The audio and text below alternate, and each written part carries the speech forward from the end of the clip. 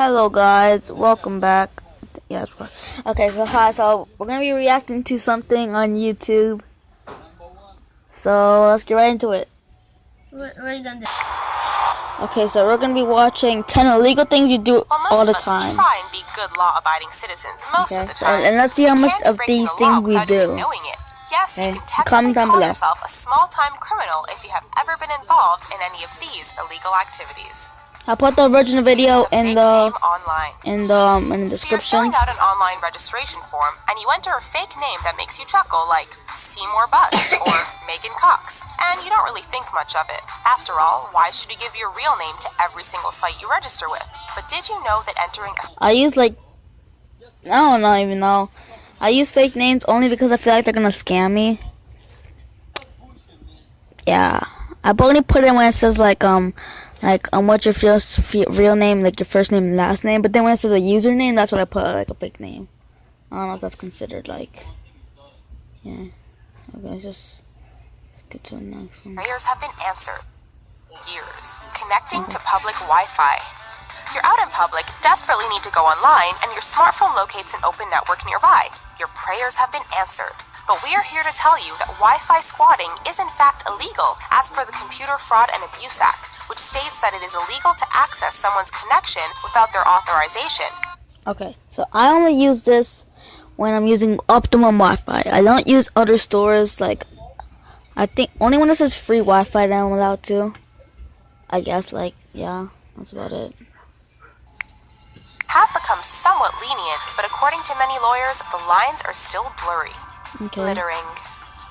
You might casually toss that empty wrapper on the ground without thinking much of it, but watch out, you litter bug, because in many North American Everybody knows cities, littering littering is a criminal offense. In California, for example, the punishment for a first-time litterer begins with a $100 fine and 8 hours of picking up roadside litter. In Washington state, throwing a lit cigarette on the ground is considered a Class B misdemeanor, with a fine of up to $2,500 and 5 years in prison. Throwing trash in water on highways and on properties is considered a Class A misdemeanor and carries a maximum fine of $6,250 and 10 years in prison. Betting with friends. Ever wanted to make a $2,000 bet with some of your friends? In case the thought ever crossed your mind, beware. Did you know that it is illegal to bet $2,000 in one day within a group of 5 or more people? If you get caught, you're headed to the big house for up to 10 years. Who knew that a friendly bet could ruin your life? And if you think they take this all lightly, you are wrong. Cursing. If the F-bomb is irregular in your vocabulary, you might want to watch that potty mouth.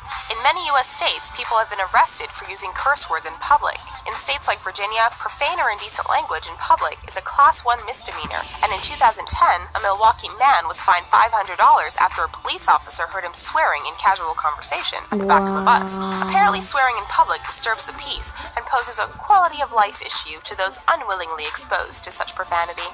When is there ever peace outside in the world? Really? Sharing passwords. You may think you're doing something nice by giving your friend your Netflix password so that she too can binge watch her life away. And while we do believe you are a nice person, you're actually cheating the system by paying for one account and allowing access to multiple users. Maybe we can forgive you for giving the password to a close family member, but don't go spreading it around too much or you'll attract suspicion. Netflix has begun to find ways to stop people from password sharing. Sometimes, if there are too many people trying to access one account, Netflix will say it's currently unavailable. This is definitely one instance where sharing is not caring, but stealing. eBay is a fun online place to make money off items lying around the house that you... So writing disturbing material. If you write something that someone may consider disturbing, you can get fined and even end up in jail because of it. This law is something that can be all too easily broken, but it does make sense considering it is difficult to tell whether the person actually means to wreak the havoc they write about. And perhaps it is better to watch out for the kid who writes about a fake attack on his school, which is what actually happened with an Oklahoma high school student who was suspended and arrested after his teacher discovered said story. This one has to be one of the most dumbest illegal things that we do. Carrying a permanent marker. Watch those illegal school supplies, kids. If the cops decide to check your bag and find you with a permanent marker, they may have the right to haul you away. According to most anti-graffiti laws, it is illegal to carry broad-tipped indelible markers, and it is also a crime to buy permanent markers for someone under the age of 18, as they can be used for acts of vandalism. These laws are in effect in many U.S. states, from New York all the way to California, and seem somewhat silly given that there are many other more dangerous ways you can commit acts of vandalism if you really wanted to. Come on, fess up. What have you done? Probably most of them, right? How do you... Okay, so those were some of the most illegal things that we do in our everyday lives. I probably do like 3 of these. One of these, I'm not really sure. The permanent marker, our schools don't really put that in lists. I don't bets. I don't go on eBay. What else? I don't curse in public. I don't really do most of these, like 2 or 1 probably. So tell me in the comments how much you did, and peace.